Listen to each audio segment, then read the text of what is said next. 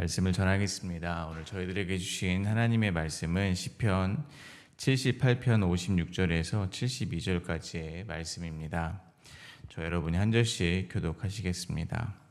그러나 그들은 지존하신 하나님을 시험하고 반항하여 그의 명령을 지키지 아니하며 그들의 조상들같이 배반하고 거짓을 행하여 속이는 활같이 빗나가서 자기 산당들로 그의 노여움을 일으키며 그들의 조각한 우상들로 그를 진노하게 하였음에 하나님이 들으시고 분내어 이스라엘을 크게 미워하사 사람 가운데 세우신 장막 곧 실로의 성막을 떠나시고 그가 그의 능력을 포로에게 넘겨주시며 그의 영광을 대적의 손에 붙이시고 그가 그의 소유 때문에 분내사 그의 백성을 칼에 넘기셨으니 그들의 청년은 불에 살라지고 그들의 처녀들은 혼인 노래를 들을 수 없었으며 그들의 제사장들은 칼에 엎드러지고 그들의 과부들은 애곡도 하지 못하였도다.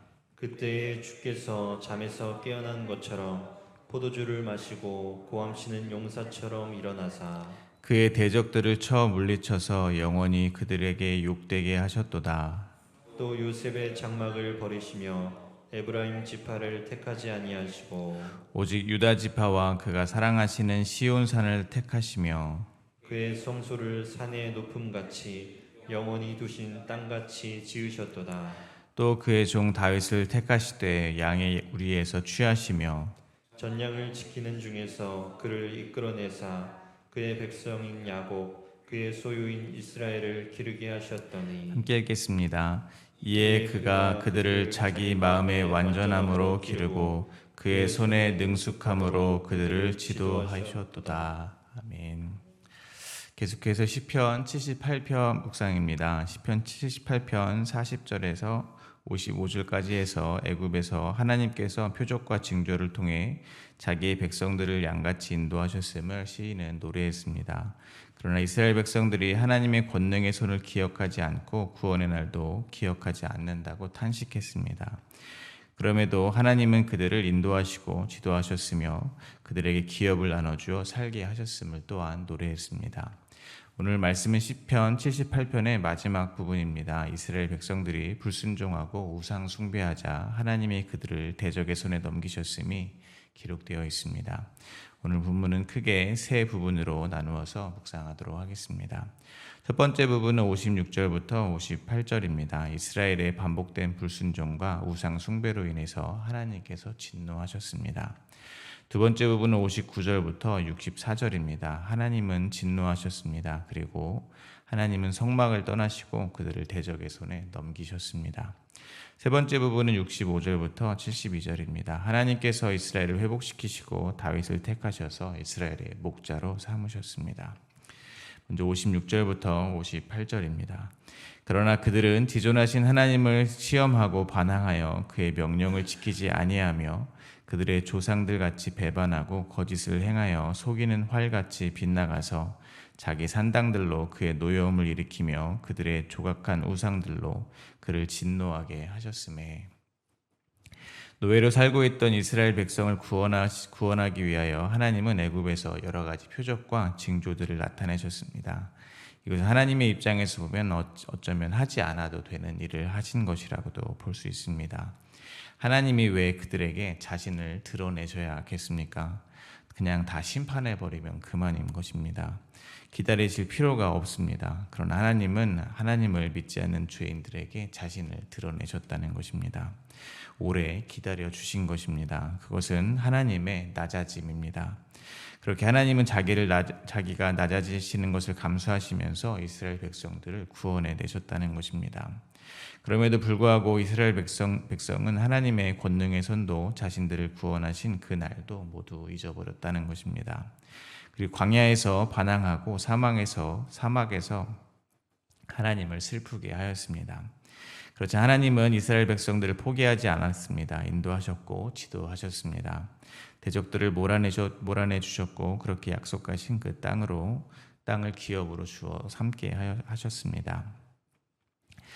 그런데 약속의 땅에 거주하게 된 그들의 자손들이 하나도 변한 게 없는 것입니다. 여전히 지존하신 하나님을 시험하는 것입니다. 반항하고 하나님의 명령을 어겼다는 것입니다. 여기서 시험하고 반항한다는 것은 단순한 실수가 아닙니다. 다분히 고의적인 불순종을 말하는 것입니다. 그들의 모습은 마치 속이는 활과 같이 빗나간다고 합니다. 저희 신앙생활을 표대를 향하여 달려가는 것이라고 표현하기도 합니다. 그런데 속이는 활과 같이 빗나간다는 것은 그들의 신앙이 하나님의 뜻을 한참 벗어났음을 나타내는 말인 것입니다. 즉 하나님 외에 다른 신을 섬겼다는 것입니다. 산당을 짓고 우상을 섬긴 것입니다. 이 하나님이 진노하시는 것입니다. 이를 통해서 저희는 한 가지 사실을 깨닫게 되는 것이 있습니다. 환경이 바뀐다고 해서 소유가 늘어난다고 해서 저희가 바뀌는 것은 아니라는 것입니다.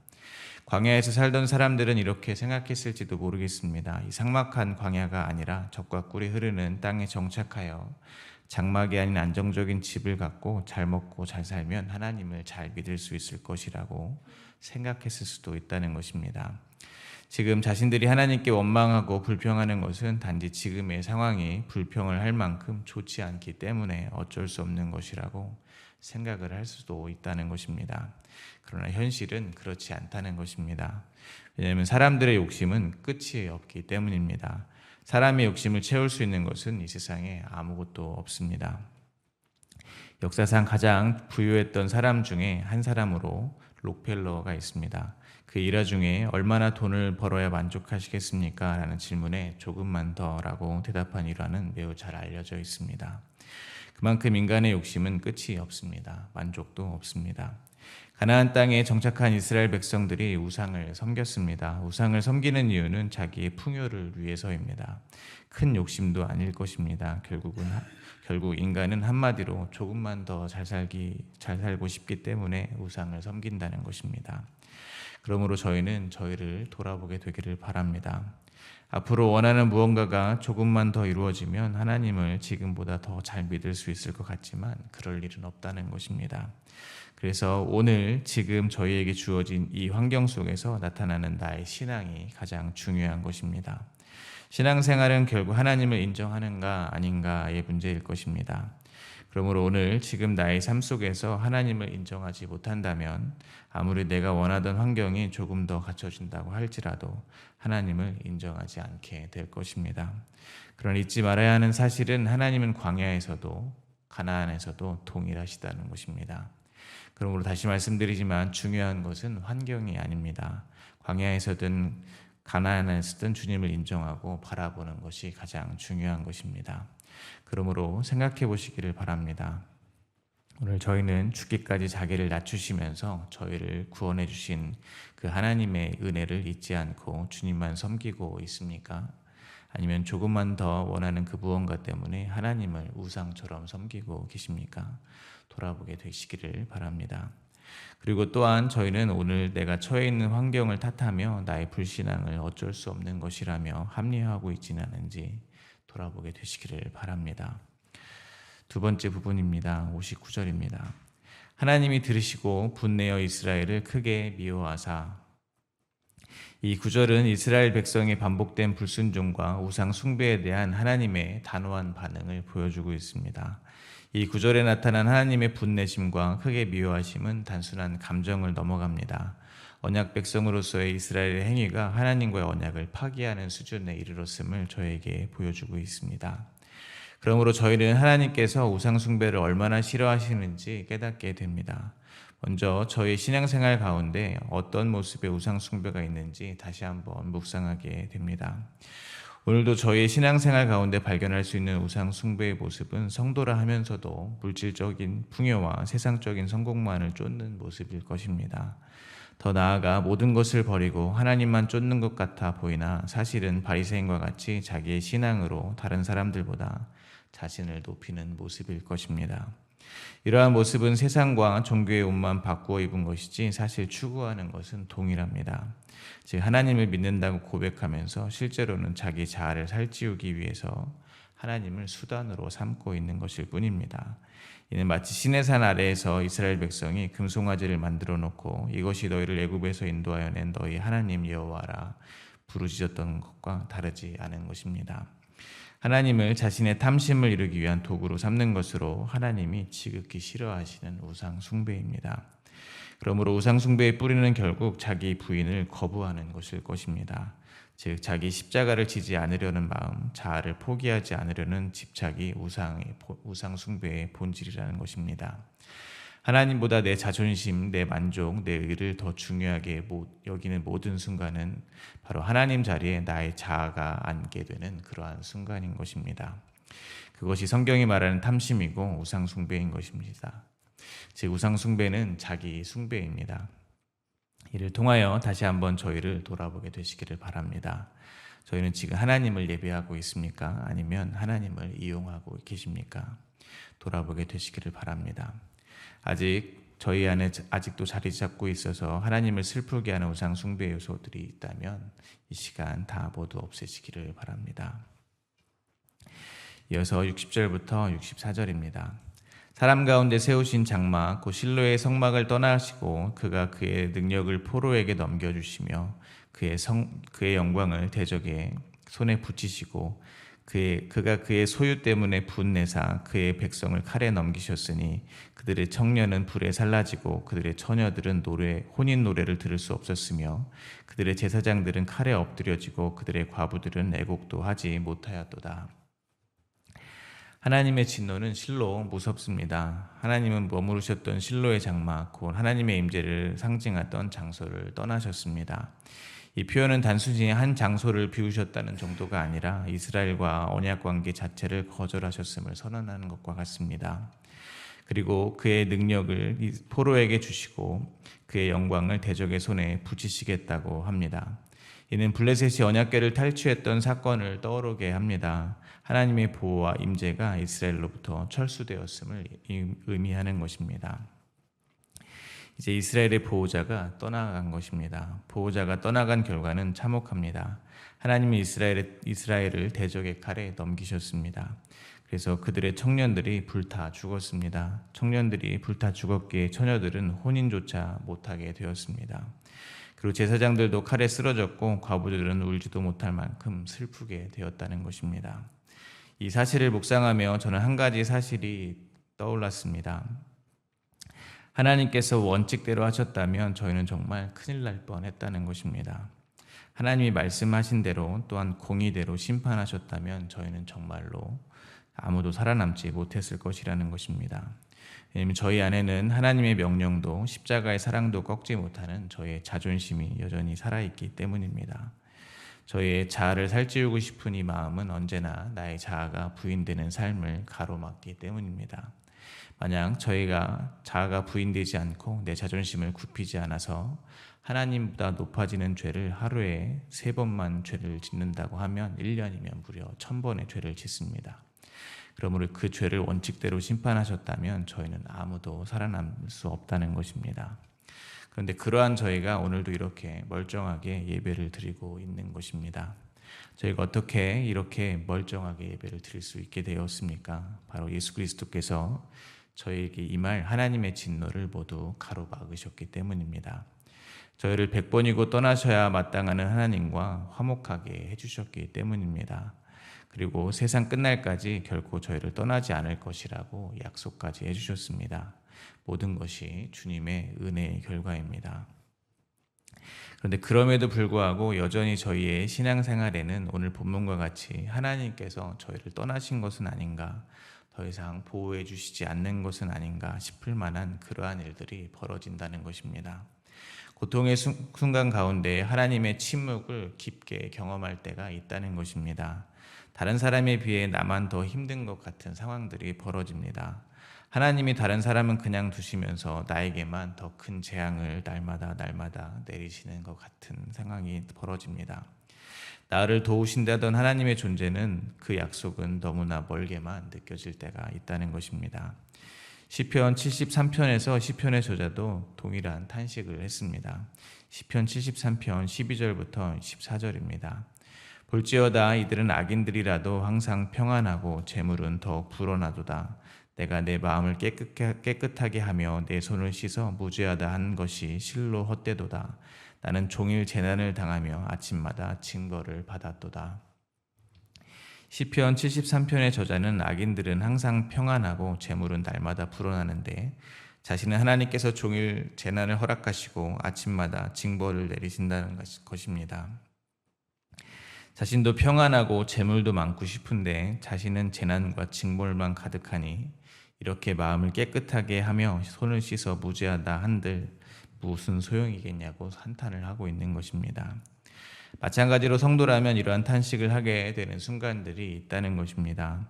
악인들은 즉 하나님을 믿지 않는 사람들, 하나님의 이름을 부르며 자기의 배만 불리고 바리새인과 같이 입만 열면 다른 사람들을 정죄하며 자기 스스로를 높이는 사람들은 잘 먹고 잘 사는데 저희 같은 성도들은 어떻습니까? 마음이 높아질 새가 없다는 것입니다. 왜냐하면 끊임없이 하나님이 저희의 삶에 개입하셔서 저희를 낮추시기 때문입니다. 저희를 부인시키시고 십자가를 지게 하시기 때문입니다. 그런데 시편 73편의 저자는 성소에 들어간 뒤에 깨닫습니다. 시편 73편 22절부터 24절입니다. 내가 이같이 우매무지함으로 주 앞에 짐승이오니 내가 항상 주와 함께하니 주께서 내 오른손을 붙드셨나이다. 주의 교훈으로 나를 인도하시고 후에는 영광으로 나를 영접하시리니. 하나님을 원망하던 자신이 무지했다 고백하는 것입니다. 왜 이런 고백을 하겠습니까? 바로 하나님께서 내버려 두셨던 악인들이 최후의 심판날에 전멸했기 때문입니다. 완전히 그들이 황폐해졌기 때문입니다. 시인은 그때서야 깨닫게 된 것입니다. 살아가면서 겪었던 하나님의 징계는 파괴가 아니라 교훈이며 인도하심이었다는 것을 깨달은 것입니다. 하나님의 침묵은 버림이 아니라 연단이었고 하나님의 분노는 영원한 심판이 아니라 돌이켜 용서하기 위한 도구였다는 것을 깨닫게 된 것입니다. 그러므로 오늘 저희가 당하는 재난과 징계 그리고 하나님께서 저희를 대적의 손에 넘기시는 듯한 이러한 상황들은 저희를 낮추고 하나님만 붙들게 하기 위한 교훈이며 사랑의 채찍이라는 것을 반드시 기억하셔야 할 것입니다. 지금 재난과 징계를 당하는 저희가 심판의 날에는 결국 승리의 길로 가게 될 것을 믿음으로 바라보게 되시기를 소망합니다. 세 번째 부분입니다. 65절과 66절입니다. 그때 주께서 잠에서 깨어난 것처럼 포도주를 마시고 고함치는 용사처럼 일어나사 그의 대적들을 쳐 물리쳐서 영원히 그들에게 욕되게 하셨도다. 그때 주께서 용사처럼 일어났습니다. 그때는 원수들이 승리하고 언약궤는 빼앗겼으며 백성들이 죽임을 당한 그때입니다. 청년들은 불타고 처녀들은 혼인조차 못하며 제사장은 칼에 맞아 죽고 과부들은 슬퍼하며 울지도 못하는 그때입니다. 한마디로 완전히 낮아지고 부인된 상태입니다. 예수님이 말씀하신 사마리아인의 비유의 예수처럼 강도를 만나 거의 죽게 된 사람과 같은 상태입니다. 혈루병 걸린 여인이 12의 혈루병을 알면서 할 수 있는 건 다 해봤지만 더 이상 아무것도 할 수 없는 절망의 그때입니다. 완전히 죽어 살려달라 손도 뻗지 못하고 말없이 누워있는 야이로의 딸과 같이 모두가 포기한 그때입니다. 그렇게 이스라엘 백성의 힘이 다 빠졌을 때를 기다리셨다가 주님은 용사처럼 일어나셔서 이스라엘의 대적들을 물리쳐 주시는 것입니다. 그런데 이제 됐다 싶을 때까지 당신의 백성들이 울부짖는 소리를 듣고만 계시는 하나님의 마음이 어떨지 한번 상상해 봅니다. 우리의 하나님 아버지는 당신의 백성들의 고통을 분명히 아시는 분이십니다. 그리고 그 부르짖음을 들으시고 그 근심을 모두 아시는 분이십니다. 그러므로 하나님 아버지는 저희를 낮추시기 위해서 종일토록 재앙을 허락하시고 아침마다 징책을 하시지만 분명한 것은 저희와 함께 아파하고 계시다는 것입니다. 저도 저희 아이가 아파서 병원에 자주 데리고 갔습니다. 치료를 해야 하기 때문에 아이의 고통을 지켜볼 수밖에 없는 경우가 많이 있었습니다. 저희 아이가 너무 힘들어하면서 그 작은 몸을 고통에 몸부림치며 울 때 치료를 위해서 지켜볼 수밖에 없는 제 가슴이 찢어지는 것 같은 느낌을 받은 적이 많습니다. 쇳덩어리인 저도 고통스러워하는 자녀를 보며 그러하는데 하물며 사랑의 본체이신 하나님 아버지가 당신의 자녀들의 고통을 지켜보시는 그 마음은 오죽하시겠습니까? 분명히 저희보다 더 아파하실 것입니다. 지금 주께서 견디기 어려운 시험들을 허락하셨습니까? 그래도 하나님 아버지의 사랑을 의심하시지 마시기를 바랍니다. 우리 하나님 아버지는 저희를 살리기 위해서 자기의 사랑하신 아들 독생자 예수 그리스도를 십자가에서 죽이신 그런 사랑의 하나님이십니다. 저희가 다 낮아지고 또 낮아지고 완전히 낮아지면 그때 주께서 잠에서 깨어난 것처럼 포도주를 마시고 고함치는 용사처럼 일어나셔서 저희를 건져 올려주실 것입니다. 반드시 그렇게 해주실 것을 믿으시기 바랍니다. 마지막으로 67절부터 72절을 묵상하며 말씀을 맺겠습니다. 또 요셉의 장막을 버리시며 에브라임 지파를 택하지 아니하시고 오직 유다 지파와 그가 사랑하시는 시온산을 택하시며 그의 성소를 산의 높음같이 영원히 두신 땅같이 지으셨도다. 또 그의 종 다윗을 택하시되 양의 우리에서 취하시며 전양을 지키는 중에서 그를 이끌어내사 그의 백성인 야곱 그의 소유인 이스라엘을 기르게 하셨더니 이에 그가 그들을 자기 마음의 완전함으로 기르고 그의 손에 능숙함으로 그들을 지도하였도다.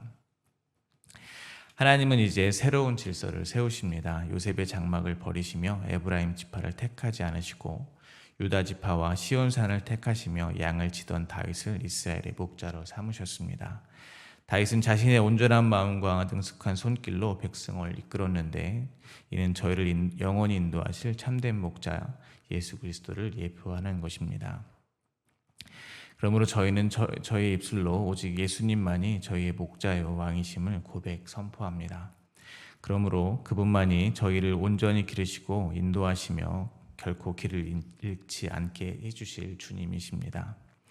저의 연약함과 끊임없는 배신에도 불구하고 주님의 은혜는 결코 마르지 않을 것입니다. 저의 어떠한 조건에 의해서 저희를 인도하시는 것이 아니라 오직 예수 그리스도의 마음의 완전함으로 그리고 그의 손의 능숙함으로 저희를 인도하시고 지도하실 것이기 때문입니다. 즉 오늘 본문에서와 같이 저희가 지존하신 하나님을 시험하고 반항하여 명령을 지키지 않을지라도 분을 내시지 않겠다는 겁니다.